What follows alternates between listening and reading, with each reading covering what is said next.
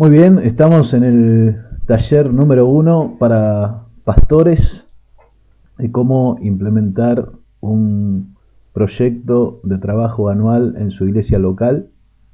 Este es el módulo 3, donde vamos a ver procesos del proyecto de trabajo. ¿Cuáles son los procesos que vamos a desarrollar en el proyecto de trabajo de plan anual? Así que vamos a pensar en primer lugar en la idea de los procesos. Ustedes ven ahí esa planta en manos humanas y esto es un poco una imagen clara de la idea de Dios. La iglesia como un elemento vivo, pero puesto en manos humanas. Hay una parte del reino de Dios que evidentemente depende de lo que Dios hace, pero también ha sido idea de Dios colocar en manos de hombres y mujeres el trabajo de sembrar, de regar, de cosechar. O sea que esta imagen de lo vivo de Dios, la iglesia viva de Cristo, puesta en manos de seres humanos, es el desafío que nos está presentando este proyecto de trabajo.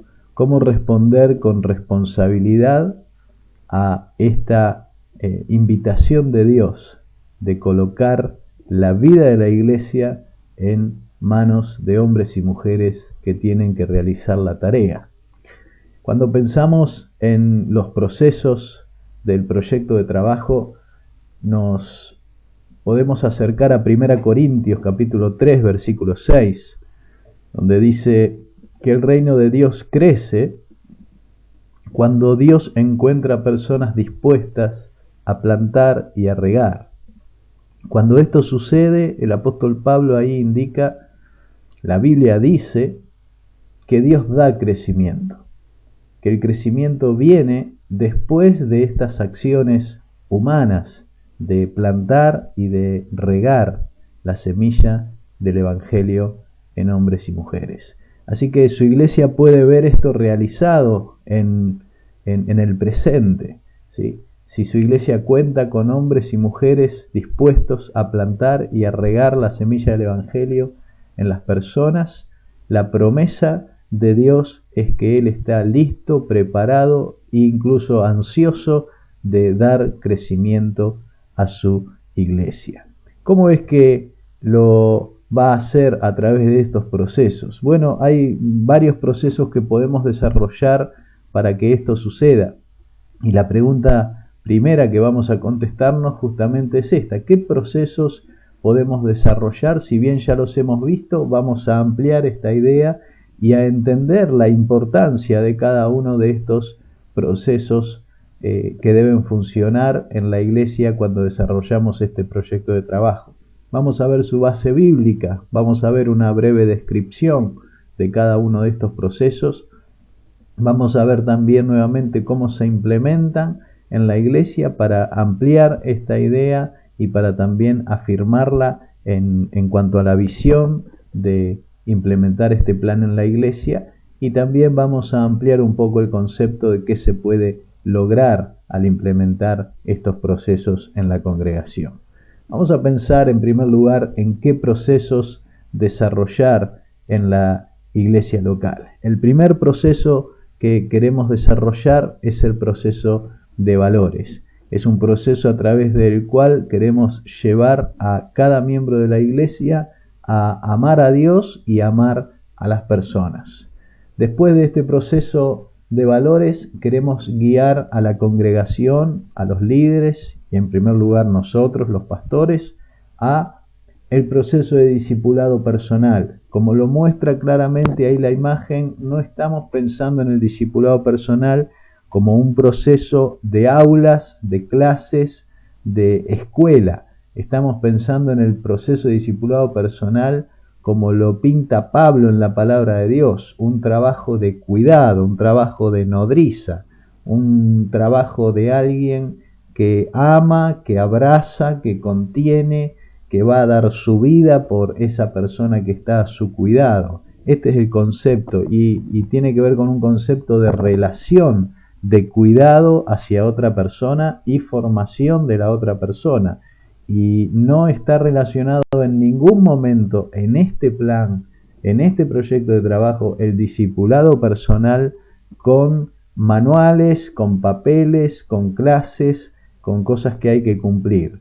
El discipulado personal, básicamente en la palabra de Dios, es una tarea de cuidado de otra persona, es una tarea de responsabilidad y de formación de la otra persona en el área espiritual. Y ese es el concepto que vamos a utilizar durante todo el plan anual. El tercer proceso bíblico, claramente bíblico, que queremos desarrollar es el proceso de evangelismo personal. Nuevamente hago énfasis en la palabra personal. No estamos hablando de eventos evangelísticos, no estamos hablando de programas evangelísticos, estamos hablando de que cada cristiano de nuestra iglesia aprenda a compartir el evangelio en forma personal con otras personas, a través del diálogo, a través de la aceptación, a través de poder saltear la confrontación en una charla, a través de saber cómo empezar un diálogo, qué decir, qué forma presentar el evangelio, cómo guiar a una decisión e incluso ya introducir a esa persona en la asistencia espiritual inmediata que va a finalizar evidentemente y dar comienzo al discipulado personal. Este proceso es el que genera los nuevos convertidos en la iglesia y es fundamental que nosotros aprendamos a desarrollarlo. El otro proceso bíblico que vamos a implementar durante el plan es el de células o grupos pequeños, como a usted más les guste. El nombre no es lo importante es lo que sucede en esos grupos, cómo esos grupos funcionan y cómo trabajan para alcanzar los dos objetivos primarios de todo grupo pequeño, que es cuidar a la gente de ese grupo y alcanzar a los que no conocen a Cristo. Ningún grupo de cristianos que se reúne puede poner a un costado el propósito de alcanzar a los otros para Cristo, ¿sí? Ya se volvería un grupo egoísta. Así que no hay grupo pequeño que pueda no incluir estos dos objetivos de cuidar y alcanzar. Y cuando un grupo funciona así, independientemente del nombre que usted le coloque, está cumpliendo su función en el reino de Dios. Dentro de este plan anual y dentro de estos procesos bíblicos, un grupo cumple su función cuando está cuidando a los miembros de su grupo y cuando está alcanzando a otros para Cristo. Si no está alcanzando a otros para Cristo o no está cuidando correctamente a la gente de su grupo, el nombre en realidad no indica nada, ¿sí? Lo importante que tenemos que evaluar en estos grupos pequeños es cómo están funcionando y si están cumpliendo los objetivos que tienen un grupo de cristianos cada vez que se reúnen en el nombre de Jesús. Y el último proceso que queremos implementar en este plan anual es el proceso de misiones, el proceso a través del cual una iglesia se compromete a llevar el evangelio tanto en su barrio como a otros barrios, como hasta lo último de la tierra, ¿sí? Y esto cierra el círculo que se inicia con nuestro amor a Dios, pero que se orienta hacia el prójimo para alcanzarlo, para cuidarlo, para integrarlo a un grupo sano y dinámico y vivo y creciente, y también para llevarlo a una mirada que le permita hacer algo por aquellos que todavía no han escuchado el nombre de Jesús. Por lo tanto, vemos que los procesos a desarrollar son un ciclo completo para llevar a un cristiano y a una iglesia a un crecimiento en aquellas cosas básicas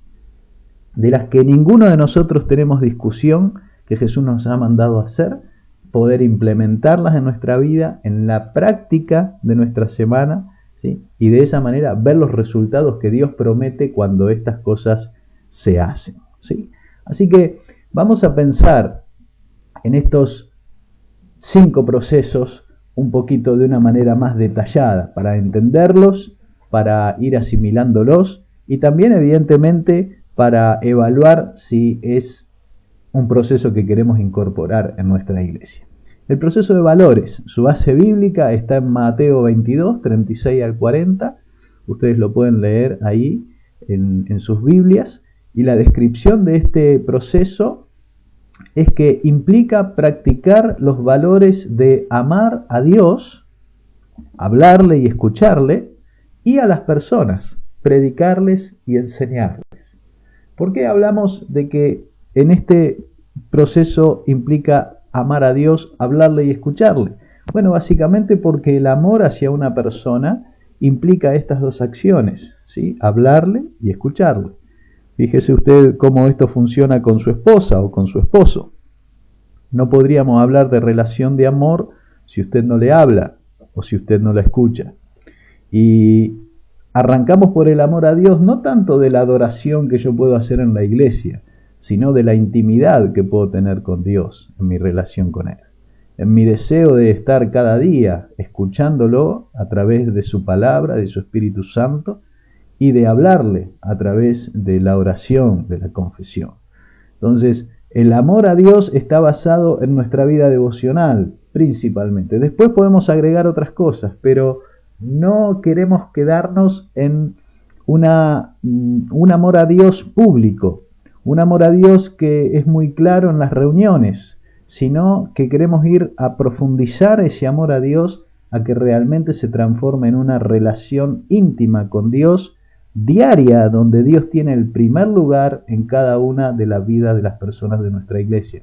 Cuando nosotros vemos pocos resultados en nuestras iglesias, muchas veces simplemente apuntamos a cambiar los programas o las cosas que hacemos, pero en el fondo el problema que necesitamos empezar a resolver es cómo es la vida que nuestros miembros están teniendo con Dios en la intimidad. Si Dios no está hablándoles a nuestros miembros, evidentemente todo está pasando a ser un movimiento humano. Cuando Dios empieza a hablarle a cada uno de nuestros miembros y nuestros miembros empiezan a tener intimidad con Dios, puede empezar realmente a haber cambios profundos en una congregación.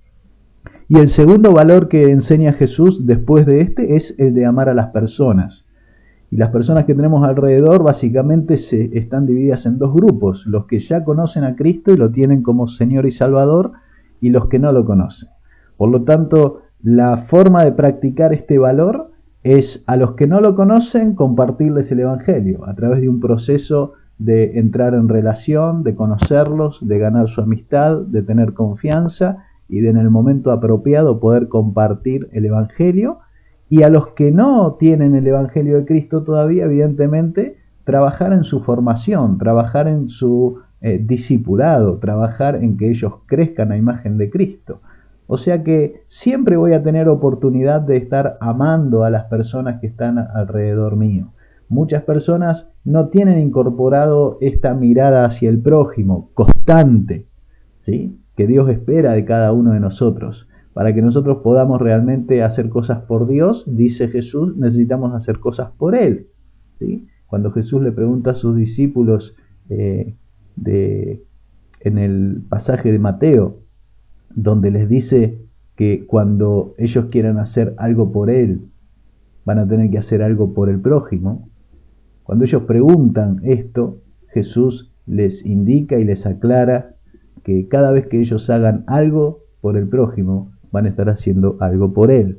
Así que este deseo de amar a Dios se tiene que transformar en acciones prácticas hacia el prójimo que tenemos a nuestro alrededor. Este es el primer proceso que queremos implementar en el plan anual y es base y fundamento del resto de los procesos. El proceso siguiente es evangelismo personal. El evangelismo personal está basado en Marcos 16:15 y este proceso implica compartir con claridad, con amor y de manera completa el mensaje del Evangelio. Esto significa que no estamos apuntando a una tarea de eventos, no estamos apuntando a una tarea simplemente de repartir folletos, no estamos apuntando a una tarea de generar un programa evangelístico para la iglesia, sino a un proceso de capacitación, de entendimiento, que nos lleve a saber compartir con claridad, ¿sí? No simplemente decirle, ¿querés aceptar a Cristo? Vení, aceptalo, pasa al frente. No, compartir con claridad, que el mensaje que transmitimos sea completo, ¿sí? Transmitir a través del amor, que haya una actitud realmente de movimiento de nuestra vida hacia la vida de la otra persona, que gastemos tiempo en esa persona, que tratemos de concertar una visita con ella, de que ella vea que nosotros tenemos interés, de que hay una actitud de atraparla a través del afecto porque tenemos algo bueno para darle.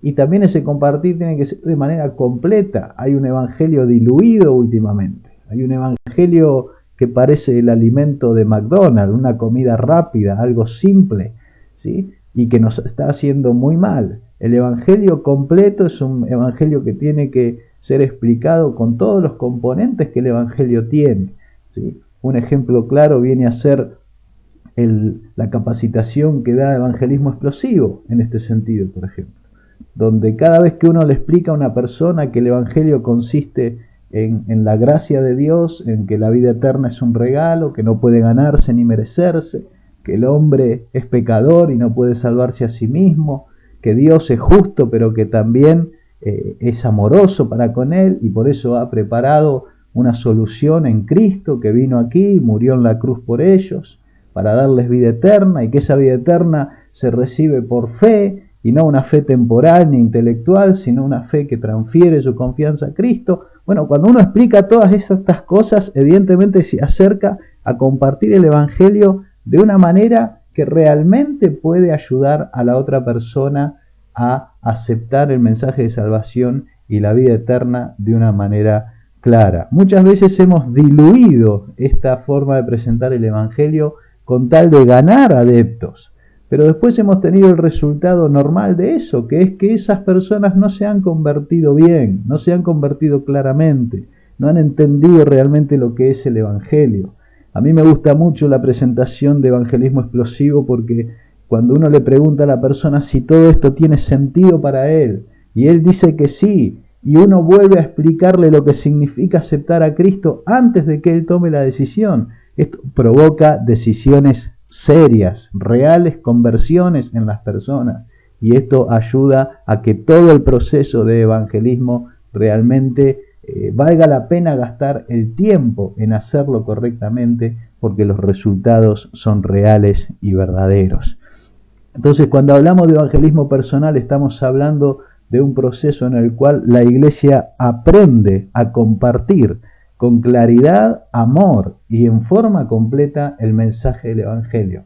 Evidentemente, yo como pastor necesito capacitarme primero y estar listo para saber hacer este trabajo, para poder enseñarlo a los líderes y después que los líderes puedan enseñarlo a los miembros y todos estar encolumnados en la tarea de compartir el evangelio en forma personal. No es este el taller indicado para esto, pero podríamos ver estadísticas claras de que el mayor porcentaje de personas que se alcanzan para Cristo se alcanzan a través de relaciones personales con amigos y familiares, o sea, el evangelismo personal. Cuando la iglesia se anima a enfocarse en el evangelismo personal, puede empezar a ver resultados realmente diferentes en la congregación.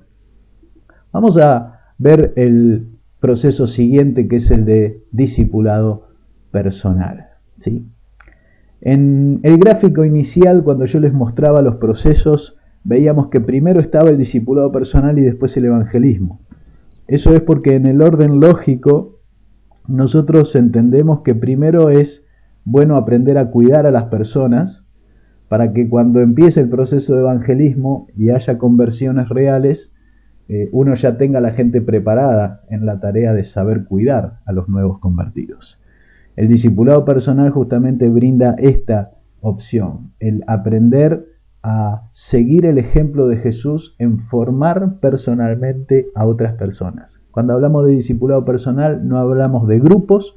Los grupos pequeños pueden en algún momento servir para hacer discipulado personal cuando yo no tengo la cantidad de miembros suficientes para atender uno a uno a todos los nuevos convertidos, pero el ideal es que cada persona que nace tenga su padre espiritual.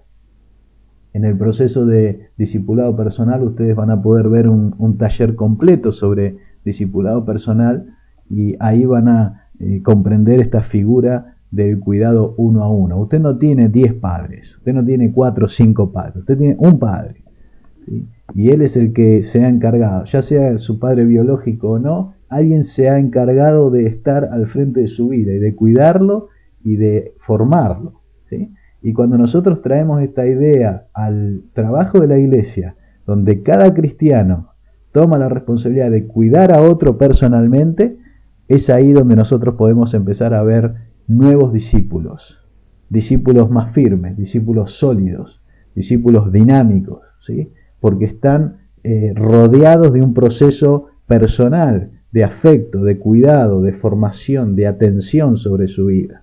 Entonces, cuando hablamos del proceso de discipulado personal, hablamos de soñar con que cada persona de nuestra iglesia, o la mayoría de ellas, puedan volcarse a estar trabajando con otra persona a la cual están formando, ¿sí?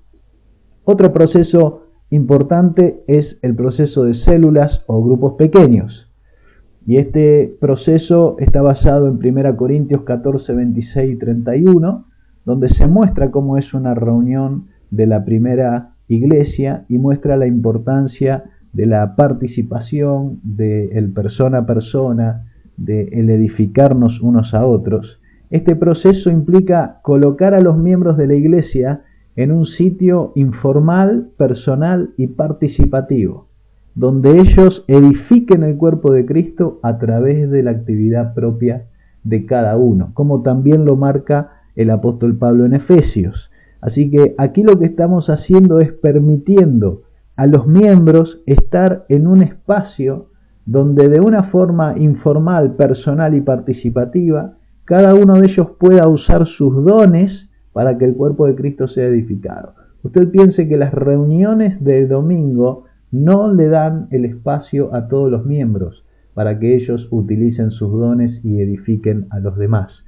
O sea que cuando la iglesia no tiene un espacio donde sus miembros pueden cada uno estar aportando sus dones para edificar el cuerpo de Cristo, su iglesia se está perdiendo de mucha edificación que Dios quiere dar a su congregación a través de cada miembro, simplemente porque ellos no tienen el espacio para hacerlo.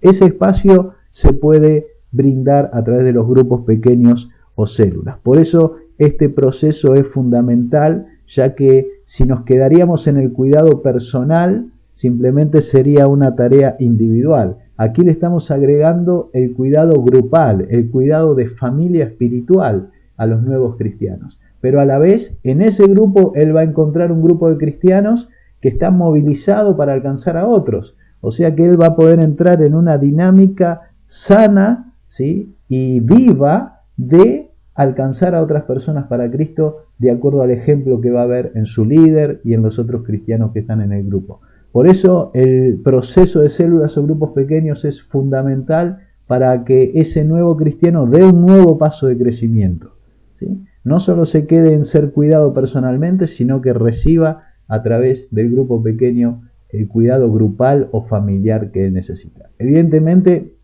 en un grupo se van a desarrollar muchas otras capacidades en este nuevo cristiano que no se pueden desarrollar en un trabajo de cuidado personal uno a uno. Eso lo pueden ver más ampliamente en el proceso de células o grupos pequeños. Ahí se explica un poco las diferencias que recibe una persona cuando recibe discipulado personal y cuando recibe cuidado familiar o grupal, ¿sí? Pero este proceso se muestra como fundamental para el crecimiento de la iglesia. Perdón. Finalmente, el proceso de misiones, basado en Hechos 1:8, también en palabras de Jesús. Este proceso implica concientizar a los miembros del alcance mundial que Jesús soñó para su iglesia, hasta guiarlos a un compromiso concreto con la obra misionera mundial. Estamos pensando en guiar a nuestra iglesia a que sea una iglesia que piense más allá de la iglesia local. Estamos pensando en una iglesia que piense en un barrio cercano donde plantar una iglesia. Estamos pensando en una iglesia que piense en cómo va a adoptar un pueblo para alcanzarlo. Estamos pensando en cómo esa iglesia va a pensar en un misionero que pueda llevar el evangelio a esa etnia. Estamos pensando en una iglesia que trabaje simultáneamente en lo local, en la plantación de iglesias y en el envío de misioneros. Como lo vimos en el primer módulo de este taller, soñamos con iglesias con un alcance máximo. Iglesias que realizan las tres tareas en forma simultánea y de esa manera son obedientes a lo que Jesús nos mandó a hacer. Tenemos entonces los 5 procesos que vamos a implementar en el plan anual. El proceso de valores en los primeros 3 meses, el proceso de discipulado personal en los segundos 4 y 5 meses, y ahí vamos a enseñarle a la gente a cuidar a las personas. Evangelismo personal, donde vamos a enseñar a ganar personas para Cristo a través de la presentación del Evangelio.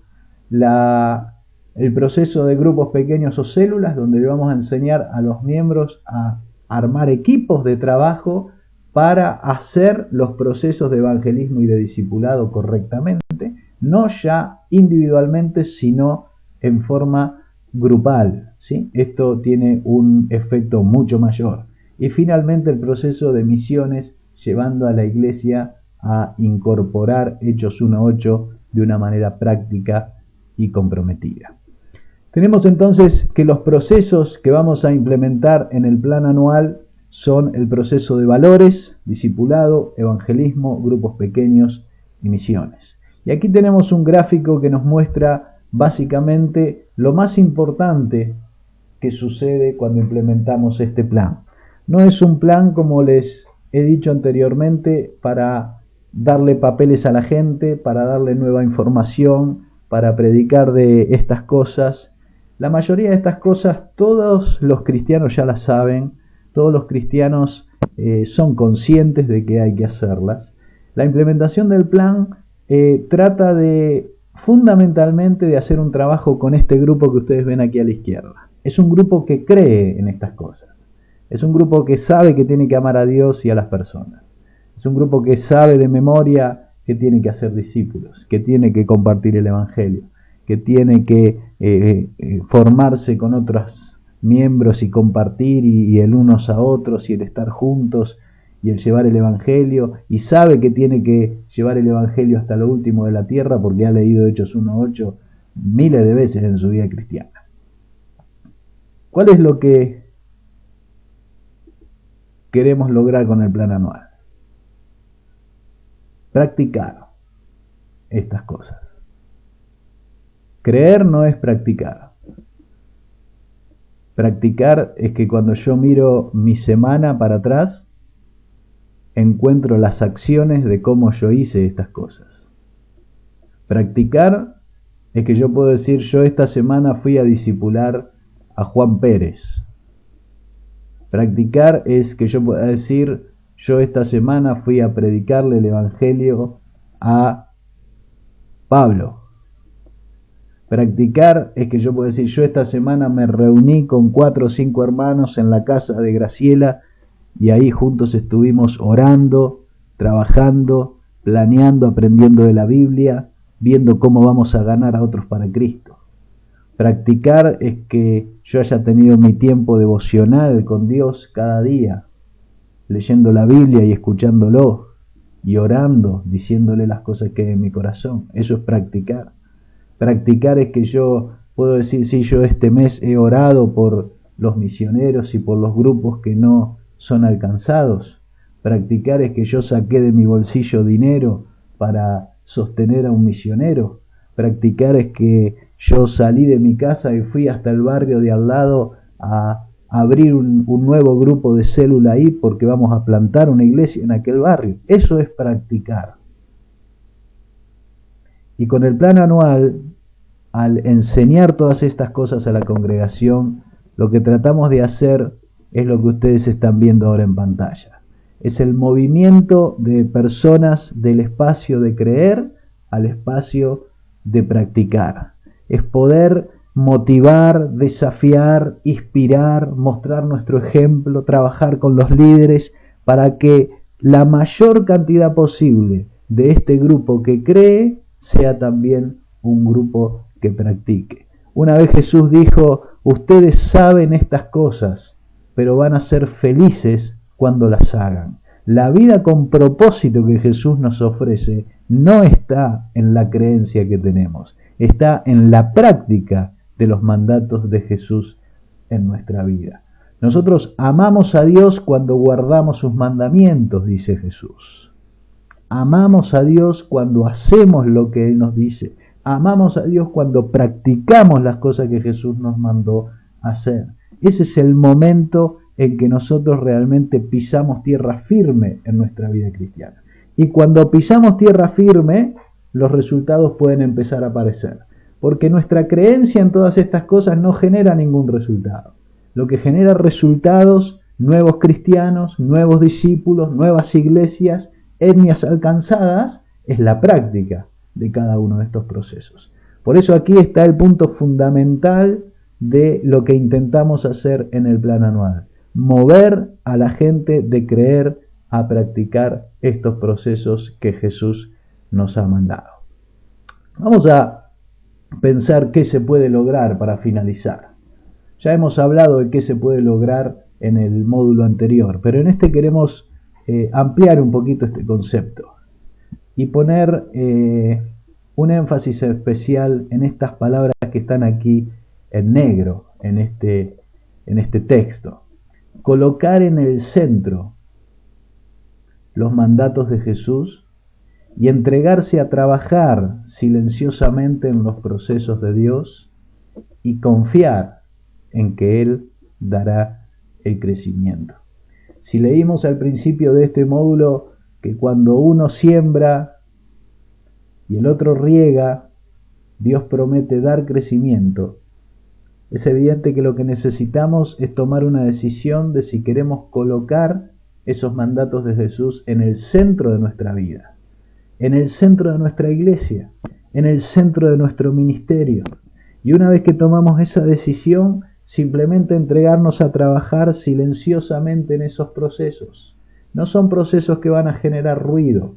El ruido generalmente lo generan los procesos públicos, las reuniones, las campañas, los eventos, todas esas cosas son las que generan ruido. El trabajo personal es silencioso, es anónimo, no lo ve prácticamente nadie, pero es obediencia neta, pura a Dios, a lo que Él nos mandó a hacer. Y si ese trabajo está hecho con una mirada de confianza hacia Dios, sabiendo que cada vez que nosotros hacemos una de esas acciones, Él está mirando y preparado y listo para obrar y dar crecimiento, evidentemente nosotros estamos pudiendo pararnos en el centro de la voluntad de Dios y confiar en que Él va a dar resultado en ese trabajo que estamos realizando. Así que esto es lo que nosotros podemos lograr al implementar estos procesos en nuestra iglesia. Colocar en el centro los mandatos de Jesús, entregarnos a trabajar silenciosamente en los procesos de Dios y confiar en que Él dará crecimiento. Esta decisión de estas palabras que estamos colocando aquí, evidentemente puede llegar a producir un resultado en nuestra vida y en nuestra iglesia. ¿Cuál es el resultado que va a generar esta decisión de entregarnos a trabajar silenciosamente en los procesos de Dios y colocar los mandatos de Jesús en el centro de nuestra vida? Bueno, en primer lugar, y tal vez lo más importante, es que va a generar una obediencia neta a Dios. Poder leer cada uno de estos pasajes en donde Jesús nos manda a hacer cosas y poder mirar nuestra semana y ver que esas cosas que Jesús nos mandó están obedecidas, es la demostración más clara de amor que nosotros podemos hacer por Jesucristo. En segundo lugar, se puede lograr dependencia, porque cuando nosotros hacemos su voluntad, cuando nosotros regamos y sembramos, cuando nosotros hacemos nuestra parte humana en el trabajo del reino de Dios, entramos en una dependencia de Dios mucho más profunda que cuando no estamos accionando en nuestra fe. Para accionar en el discipulado personal vamos a necesitar depender de una manera total de Dios. Para llevar el Evangelio a otros, donde vamos a estar golpeando las puertas del infierno, para tratar de sacar personas del reino de Satanás, también vamos a tener que estar en plena dependencia de Dios. O sea que la implementación de cada uno de estos procesos en nuestra vida y en la iglesia nos van a llevar a una dependencia aún mayor de Dios. Y finalmente también se puede lograr crecimiento, porque el crecimiento en la iglesia y en nuestra vida, el fruto en nuestra vida personal y en la vida de la iglesia, solo puede venir como consecuencia de un cambio de acciones. No viene por un cambio de creencias, no viene por un cambio de sentimientos, no viene por un cambio de nuestra forma de pensar solamente. Puede haber cambio de forma de pensar, puede haber un nuevo sentir, pero necesitamos un cambio de acciones en lo que estamos haciendo en nuestra vida. Necesitamos que nuestra semana sea diferente, que nuestra agenda cambie, que estos procesos de Dios empiecen a ser parte de mi agenda cada semana. Y al ver esas acciones diferentes a las que hacíamos antes, nosotros podemos soñar con nuevos resultados. Si una iglesia estuvo durante un año haciendo determinadas acciones y ve que no ha crecido, evidentemente uno de los puntos claros es que para ver resultados diferentes tendrá que hacer cosas diferentes. Una iglesia se tendría que estar preguntando: ¿a cuántas personas hemos compartido el Evangelio esta semana? Si no hemos compartido a nadie, no podemos esperar fruto. ¿A cuántas personas estamos discipulando esta semana? Si no estamos formando gente, no podemos esperar nuevos discípulos. ¿A cuántos líderes hemos estado preparando esta semana? Si no estamos capacitando nuevos líderes, no podemos esperar tener nuevo liderazgo para abrir nuevos grupos para que la iglesia crezca. Entonces, vemos que las acciones que vamos a realizar de aquí en más, donde aquí el plan anual nos presenta una clara forma de hacerla, es lo que puede generar crecimiento en la iglesia. Se puede lograr obediencia, se puede lograr dependencia de Dios, se puede lograr crecimiento en el reino. Estos son aspectos fundamentales que pueden suceder en la medida que nosotros nos animamos a caminar en esta dirección. Terminamos de esta manera el módulo 3 y llegamos a la mitad de este taller. Así que yo los invito a un descanso, a una reflexión, a una oración y nos vemos en el próximo módulo.